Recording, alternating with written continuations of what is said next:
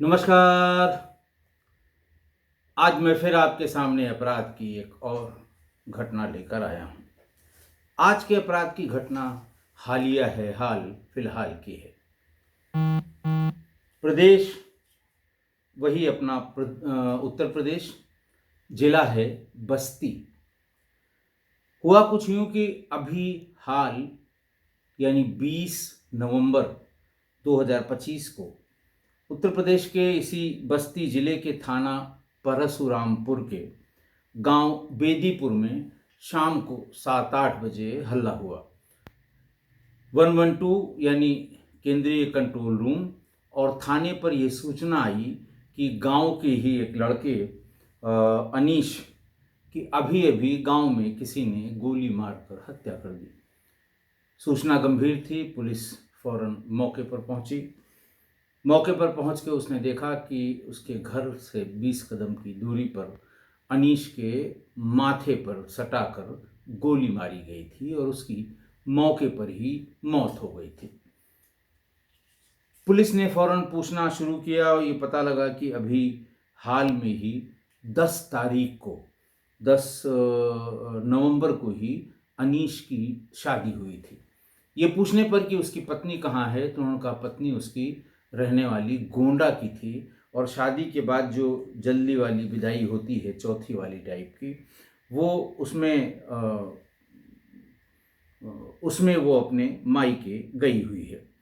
19 नवंबर को ये रुखसाना ससुराल से मायके चौथी के लिए चली आई थी। चौथी की एक रस्म होती है जिसमें शादी के तुरंत बाद हफ्ते भर के भीतर ही मायके वाले आते हैं और लड़की को अपने यहाँ ले जाते हैं। छोटी मोटी एक रस्म पूरी होती है, फिर लड़के वाले जाते हैं, लड़की को विदा कराकर ले आते हैं।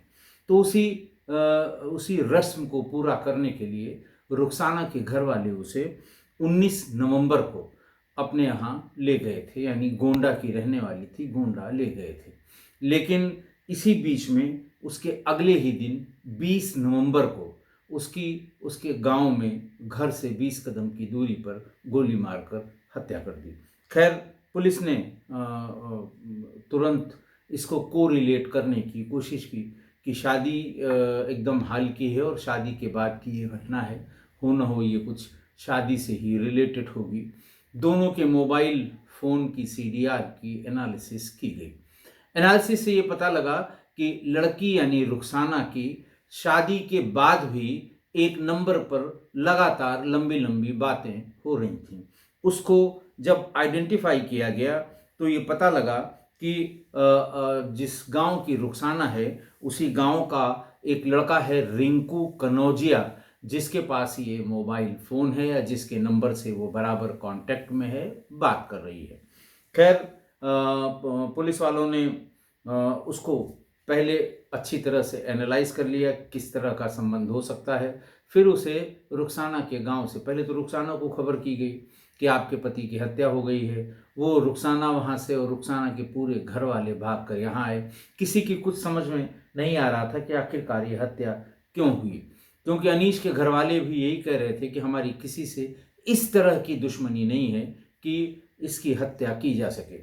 दूसरा, उनका साहब ये गांव में रहता ही नहीं है, ये दरअसल मुंबई में रह के किसी बड़ी कंपनी के लिए हाइड्रा जो बड़े वाले क्रेन होते हैं उसका वो इसके पास है और उस कंपनी के लिए वो हाइड्रा चलाया करता है। कोई बड़ी कंस्ट्रक्शन कंपनी है, उसके लिए हाइड्रा चलाया जा सकता है। बहरहाल पुलिस ने ये जानते हुए भी कि वहाँ पर इसकी मौके पर मौत हो गई है, उसे फ़ौरन वहाँ से अयोध्या हॉस्पिटल, श्री राम चिकित्सालय अयोध्या ले गए। लेकिन मेडिकल कॉलेज भी उसे रेफ़र वहाँ से कर दिया गया, लेकिन वो उसकी मृत्यु हो चुकी थी। ऐसा इस कारण से किया गया, थोड़ा समय लेने के लिए पुलिस करती है, क्योंकि मामला दो संप्रदायों के बीच का है। लड़की या मरने वाला दो मुस्लिम संप्रदाय से थे और जिसके ऊपर अभी शक किया जा रहा था या आरोप लगाया जा रहा था वो हिंदू संप्रदाय से था। रिंकू कनौजिया उसका नाम था। तो आसपास के लोगों से पुलिस ने पूछताछ की और फिर सीसीटीवी भी खंगाले गए। तो यही पता लगा कि इसी नंबर से, खैर पुलिस ने काफ़ी मशक्क़त करने के बाद जल्दी ही हमारे ख्याल से 24 घंटे के भीतर ही रिंकू कनौजिया को गिरफ्तार कर लिया।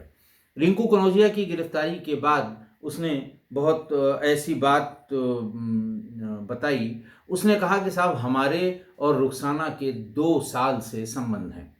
एक दूसरे से हम मोबाइल पर संपर्क में थे 2 साल से, और चूंकि गांव का ही मामला था तो कभी कभार जब भी मौका मिलता था बाजार जाने का, कहीं किसी की शादी ब्याह में आने जाने का, रास्ते में कहीं पर हम दोनों एक दूसरे से मिल लिया करते थे और हम किसी कीमत पर शादी करने को तैयार थे।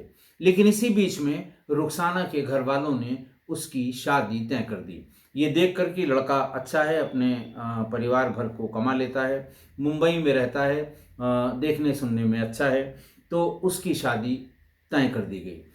रिंकू ने कहा कि उस समय भी मैंने रुखसाना से कहा था कि तुम घर वालों को बता दो कि तुम ये शादी नहीं करोगी, लेकिन रुखसाना के अंदर इतनी हिम्मत नहीं आई ये बताने की कि मैं शादी क्यों नहीं करूँगी।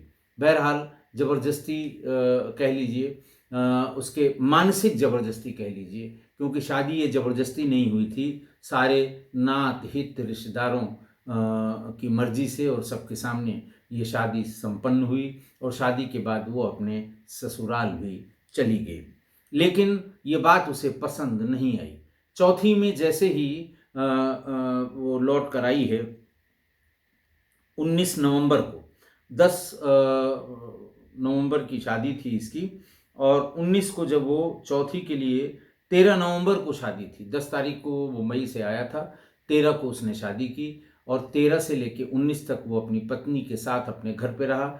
19 को रुखसाना के परिवार वाले उसे चौथी के लिए ले गए और जाते ही उसने सबसे पहले रिंकू से संपर्क किया और उसने ये कहा कि भाई, अब मैं आ तो गई हूँ लेकिन चौथी के बाद उसके पास जाऊंगी नहीं। तुम्हें जो करना हो यही 2, 3, 4 दिन के भीतर कर डालो, ताकि उससे मेरा पिंड छूट जाए और हमारे तुम्हारे एक साथ रहने का रास्ता साफ हो जाए। मतलब आप ये समझिए कि पिछले 4-5 महीने में जितनी पतियों की हत्या हुई है उतनी शायद कभी भी इस तरह की घटनाएं नहीं हुई थी। और सब में एक ही डायलॉग, सब में एक ही बात कि अगर साथ रहना है तो पति को रास्ते से हटाओ। और फिर प्रेमी ने जो कुछ कहा उसकी प्रेमिका ने, भले वो शादीशुदा हो गई, वही किया। और जब उसने कहा कि तुम्हारे पास 2-3 दिन का समय है, इसके बाद ही वो हमें विदा करा के ले जाएंगे और तब फिर अनीश मुझे अपने साथ मुंबई ले जाएगा, वहाँ भी उसने रहने का और सब इसका इंतज़ाम कर रखा है। तो इस जल्दी में रिंकू ने एक नाबालिग लड़के को अपनी बाइक पर बिठाया और उसके गांव तक पहुंचा, लेकिन उसको अनीश का घर नहीं पता था। तो खैर, वो जो नाबालिग लड़का था उसको भेजते थे अनीश का घर पता करने के लिए। अनीश खाना खाने के बाद 8 बजे अपने घर के बाहर जैसे लोग चहलकदमी करते हैं वैसे चहलकदमी कर रहा था।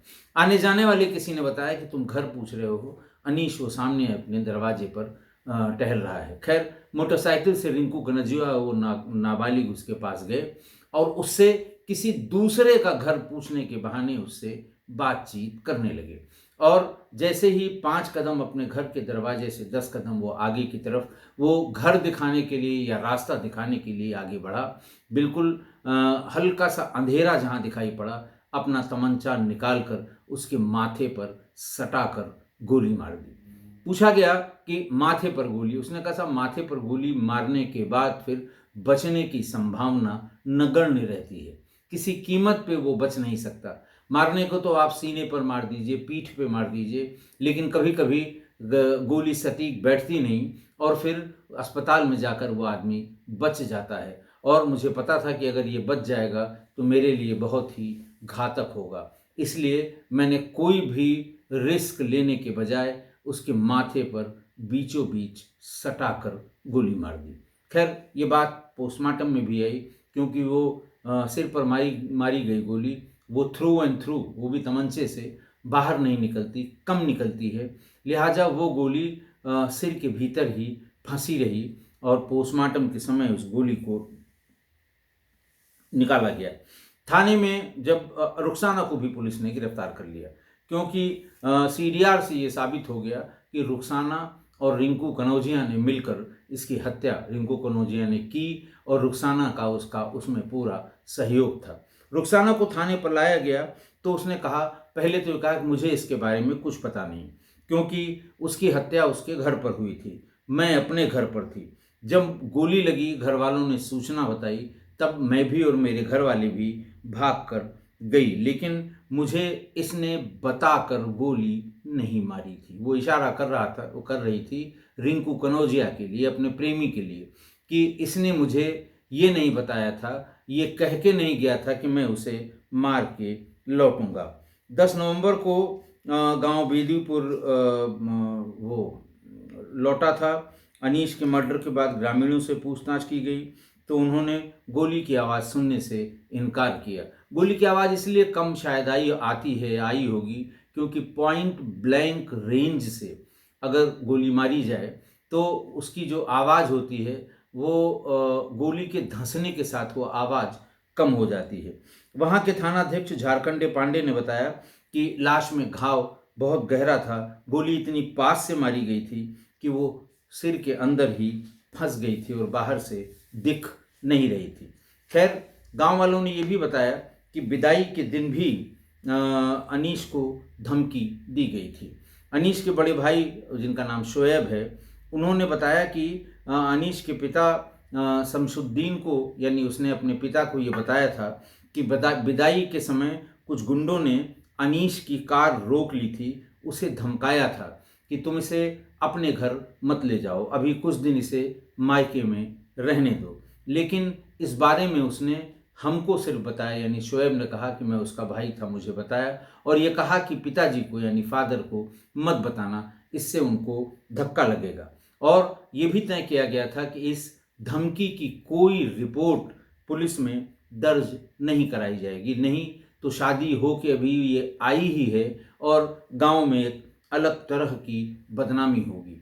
खैर, जिस तरह से गोली मारी गई, मौके पर पुलिस पहुंची, लोगों ने कहा कोई दुश्मनी नहीं है, शादी अभी 10 दिन पहले की ही 7 दिन पहले की ही हुई थी, 13 की शादी थी, 20 को इसको मार दिया गया, यानी शादी के 7 दिन के भीतर ही इसे मारा गया। पत्नी घर पर नहीं थी, पत्नी अपने मायके गई हुई थी।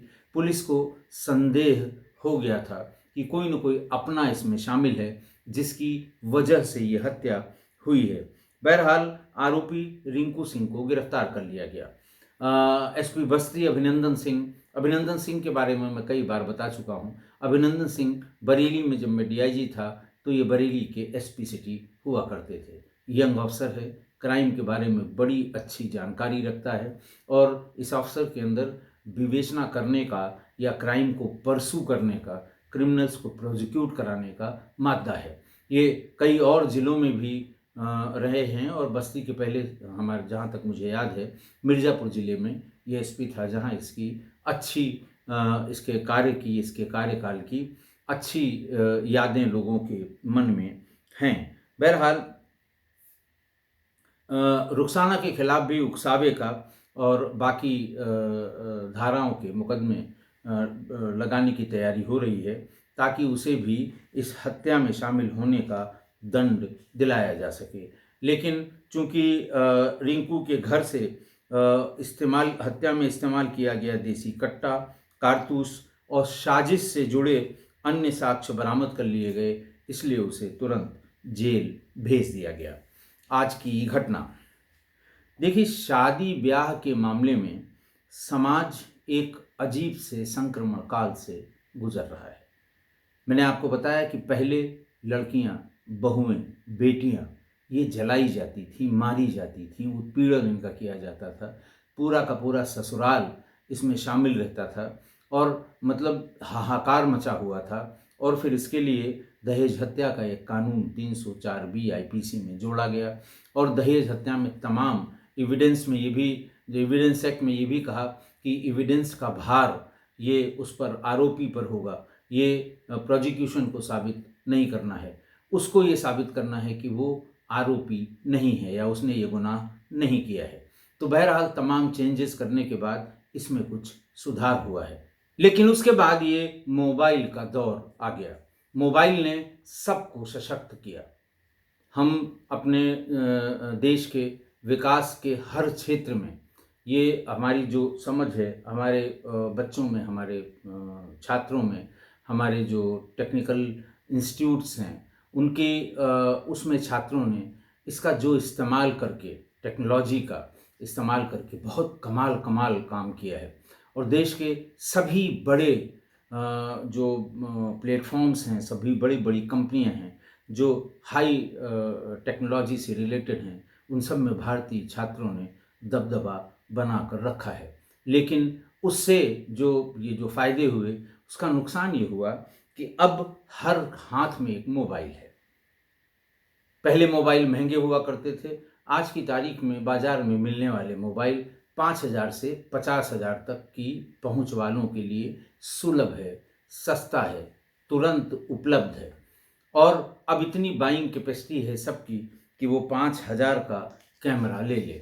उसमें दो सुविधाओं का होना आवश्यक है। एक तो अच्छा कैमरा हो, दूसरा बड़ी स्क्रीन हो, ताकि वीडियो कॉल पर कुछ अच्छे से देखा जा सके, उसमें बहुत छोटा ना दिखाई पड़े, रियल उसका जो है वो दिखाई पड़े। खैर, ये हथियार जब नौजवान लड़के लड़कियों के हाथ में आ जाता है तो ये थोड़ी मुश्किल पैदा कर रहा है इस समय। रही बात, ये मोबाइल तो आपको मार्केट में मिल गया। रही बात सिम कार्ड की, तो सिम कार्ड इस समय ठेले और खोमचों पर बेचे जा रहे हैं। एक सिम कार्ड अगर आपको लेना है तो वो ले लेगा और कहेगा साहब अपना आधार दीजिए, हम इससे लिंक कर देते हैं, 2 दिन में या 24 घंटे में एक्टिवेट हो जाएगा।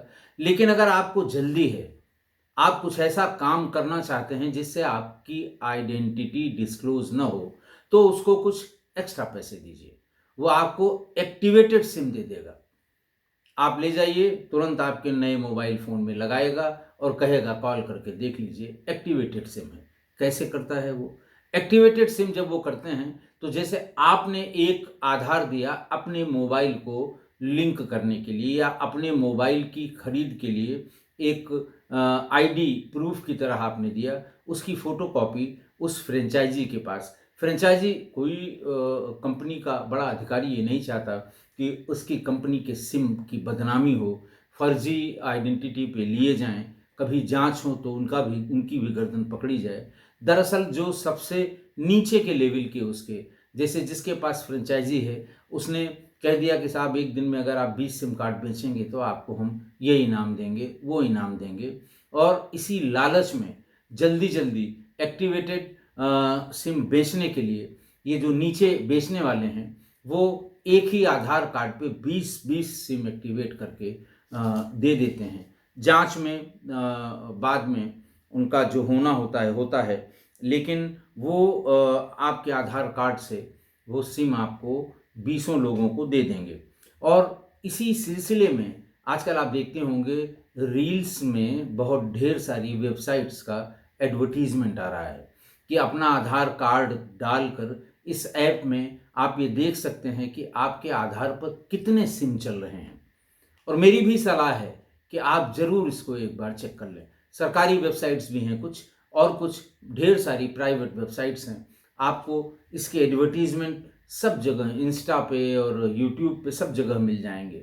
आप भी ज़रूर चेक कर लें। हो सकता है आपके आधार कार्ड पर दसियों सिम चल रहे हों, जो फर्जी तरीके से ये सिम बेचने वालों ने आपके आधार कार्ड से कनेक्ट करा दिया हो। अगर ये जैसे उन्होंने एक ही आधार पे कई सिम एक्टिवेट करा दिए तो इस एक्टिवेशन का वेरिफिकेशन भी कंपनियां करती हैं। और जो आधार दिया गया है उससे लिंक जो मोबाइल नंबर है, उस मोबाइल नंबर पर कभी कभी क्रॉस चेक भी करते हैं। तो ये इतने सयाने होते हैं बेचने वाले कि वो जिसका आधार कार्ड है उससे अपना भी फ़ोन लिंक करा के अगर कोई नंबर वेरीफाई करता है कंपनी से तो खुद ही बता देंगे कि हाँ मैं फ़लाँ बोल रहा हूँ। और फिर उसकी जो प्रोसेस है वेरिफिकेशन की वो पूरी हो जाती है और सिम अपना काम करने लगता है। और आधार कार्ड वाले व्यक्ति को ये पता भी कभी नहीं लग पाता कि उसके आधार पर कितने मोबाइल फ़ोन जुड़े हुए हैं। देखिए, आधार कार्ड जो है वो प्राइमरी पहचान का ये अभी शुरू हुआ है 10-12 सालों से। पहले ये आधार वो प्राइमरी डॉक्यूमेंट नहीं हुआ करता था। 97-98 में जब उत्तर प्रदेश के दोनों ईस्ट और वेस्ट सर्किल में मोबाइल फ़ोन की कंपनियों की आमद हुई, तो उस समय जो सिम के लिए ज़रूरी कागजात थे, वो आपका आईडी प्रूफ होता था। वो 2 ही चीज़ें लिया करते थे, या तो आपका वोटर आईडी हो, शहर के लोगों के पास ज़्यादातर वोटर आईडी हो, और या फिर आपका ड्राइविंग लाइसेंस हो। शुरुआत में गाँव के क्षेत्र के लोगों की न तो क्योंकि बहुत महंगा होता था, 27 रुपए की आउटगोइंग कॉल होती थी पर मिनट की, और 10 रुपए की इनकमिंग कॉल होती थी पर मिनट की। तो ग्रामीण क्षेत्रों में इसका चलन बहुत कम था। लेकिन जब ग्रामीण क्षेत्रों में चलन शुरू हुआ, तो सबसे पहले ड्राइविंग लाइसेंस को, क्योंकि जो लोग दूर रह के लंबी-लंबी दूरी की गाड़ियों को ड्राइव करते थे, उनकी ड्राइविंग लाइसेंस, तो ड्राइविंग लाइसेंस और वोटर आई कार्ड, ये 2 ही प्राइमरी डॉक्यूमेंट थे उस ज़माने में, जब आधार को लिंक करने का या आधार बेसिक डॉक्यूमेंट की तरह इस्तेमाल नहीं किया जाता था। और वो भी जैसे कहते हैं फॉर्मेलिटी करते थे कंपनी वाले, ताकि वो रिकॉर्ड मेंटेन करने के लिए कि हाँ साहब, हमने आईडी प्रूफ इसका लिया है, और ये आईडी प्रूफ कैफ के साथ, कस्टमर एप्लीकेशन फॉर्म जब वो लेने जाता है तो उसको CAF कैफ कहते हैं, कैफ में उस डॉक्यूमेंट को जोड़ दिया जाता था। हम आपको इसका एक उदाहरण बताएं कि 2005 में जब अयोध्या पर आतंकवादी हमला हुआ था, मैं उस समय STF में था, और अयोध्या पर हुए इस आतंकवादी हमले की जांच और विवेचना हम लोगों ने ही, या हमारी ही टीम ने की थी। उस समय ATS नहीं बनी थी, बात 2005 की है, ATS 2008 में बनी। तो STF ही ऑर्गेनाइज क्राइम के साथ साथ जितनी आतंकवादी घटनाएं होती थी, उनकी जांच और विवेचना का काम उसी के पास हुआ करता था। तो अयोध्या में जुलाई 2005 में जो आतंकवादी हमला हुआ था, जिसमें 5 आतंकवादी मारे गए थे, उसमें एक आतंकवादी का मोबाइल हम लोगों को प्राप्त हो गया था। उससे सबके नंबर मिल गए थे, सारे क्योंकि जब आपस में बात हुई तो उनके सबके मोबाइल नंबर मिल गए। उस मोबाइल नंबर में एक मोबाइल नंबर अंबेडकर नगर से खरीदा गया था। अंबेडकर नगर स्टेशन के पास उस छोटी सी मोबाइल दुकान वाले को जब पकड़ा गया, उसके सब रिकॉर्ड्स देखे गए, तो एक ड्राइविंग लाइसेंस पर उसने 21 सिम कार्ड बेचे थे। ड्राइविंग लाइसेंस अमृतसर से जारी हुआ था। अमृतसर के RTO ऑफिस से जब उसको टीम भेज के जांच कराई गई, तो ये पता लगा ये फर्जी है। इस नंबर का कोई भी ड्राइविंग लाइसेंस कभी भी अमृतसर के RTO कार्यालय से इशू नहीं हुआ है। तो बहरहाल वो, अब आप सोचिए उस समय इन्वेस्टिगेशन में कितनी दिक्कत हुई होगी, जबकि एक ड्राइविंग लाइसेंस पर 21 सिम कार्ड इशू हुए होंगे। असली आइडेंटिटी तक पहुंचने में बहुत समय लगा था और बहुत दिक्कत हुई थी। फिर उसके बाद लेकिन नियमों में बहुत सुधार हुआ। अब 95% सिम आधार पर ही लिए जाते हैं। पर ये जो सिम बेचने वाले हैं, जिनको ज़्यादा सिम बेचना है, टारगेट के हिसाब से बेचना है, कंपनियों से इनाम उसका लेना है ज़्यादा बेचने का, उन्होंने इसकी भी काट निकाल ली है। ये आधार पर ही कई सिम इन्होंने निकाल दिए हैं, एक्टिवेट करके ये दे देते हैं। तो ये जो संक्रमण काल की मैं बात कर रहा था, तो उसमें एक सस्ता मोबाइल और सस्ता सिम हर आदमी के हाथ पहुंच गया है। फिर लड़का लड़की के बीच ये मोबाइल एक बहुत अहम सेतु का, एक कड़ी का काम करने लगा। इश्क कितना भी तगड़ा हो, पर जब घर वाले शादी तय कर देते हैं, तो ना तो लड़के को और ना ही लड़की को अपने घर वालों से ये कहने की हिम्मत हो पाती है या जुटा पाते हैं कि हम फलां से ही शादी करेंगे, आपकी तय की हुई शादी हम नहीं कर सकते हैं। तो ये जो संक्रमण काल है, एक तो वुमेन एम्पावरमेंट हो गया, दूसरा सबके पास मोबाइल पहुंचने से उनको हर तरह की जानकारी हो गई, लेकिन इतनी भी हिम्मत उनके अंदर नहीं आई कि आपस में उनके बीच में क्या चल रहा है ये किसी को नहीं पता है। घर वालों ने शादी तय कर दी, शादी तय करके बताया कि तुम्हारी शादी फलां जगह तय हो गई, फलां तारीख को ये होगा। तो उनके अंदर अभी वो हिम्मत नहीं आ पाई कि वो ये मना कर सकें कि नहीं, हमारी पहले से ही किसी से बात हो रही है, हम शादी वहाँ करेंगे, आपकी तय की गई शादी हम नहीं करेंगे। और फिर जब शादी तय हो गई, घर वालों के दबाव में वो शादी कर ली गई, लेकिन शादी के बाद भी ये मोहब्बत का मीटर ये चलता रहता है, इसकी रीडिंग बढ़ती रहती है। और फिर तभी इस पाप का जन्म होता है कि मुझे तुम्हारे साथ ही रहना है, चाहे लड़का कहे चाहे लड़की कहे कि तुम्हारे साथ ही रहना है, उसको रास्ते से हटाओ, मैं इसके साथ नहीं रह सकती या नहीं रह सकता। और तब फिर उसको रास्ते से हटाया जाता है। और जो लेटेस्ट ट्रेंड है इस संक्रमण में वो ये है कि पति को रास्ते से हटाओ ताकि हम दोनों एक साथ रह सकें। अब दिक्कत ये है कि ये संक्रमण काल कब तक चलेगा ये किसी को नहीं पता, कितना चलेगा ये किसी को नहीं पता, कब लड़का और लड़की, लड़का या लड़की परिवार से ये कहने की हिम्मत कर पाएंगे कि आपकी तय की गई शादी हम नहीं करेंगे, हम पहले ही किसी और को पसंद करते हैं और हम उसी से शादी करेंगे। फिलहाल ये संक्रमण काल जल्दी नहीं खत्म होने वाला। तब तक शादी से पहले के प्यार के जोड़े शादी के बाद बसी बसाई जोड़ियों को उजाड़ते रहेंगे। जब तक ये संक्रमण काल चलेगा तब तक ये शादी के पहले वाले जोड़े, प्रेमी जोड़े शादी के बाद बसी बसाई जिंदगी के जोड़ों को उजाड़ते रहेंगे और खुद जेल जाते रहेंगे। आशा है आप मेरी इस बात से सहमत होंगे। आज के लिए इतना ही। बहुत बहुत धन्यवाद।